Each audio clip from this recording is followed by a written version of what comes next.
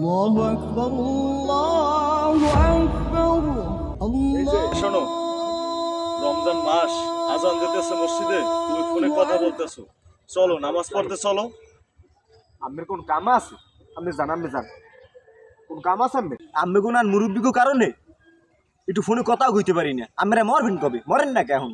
দেখো ভাই, রমজান মাস বছরে একবার আসে, চলো নামাজটা আদায় করি। না আমার কাম আছে, যান। হে আল্লাহ, সে তো বুঝতে পারে নাই, তাকে সেটা দান করুন। হে আল্লাহ, আমি তাই ধাক্কা দিছি, আমি তো অনেক বড় ভুল করছি।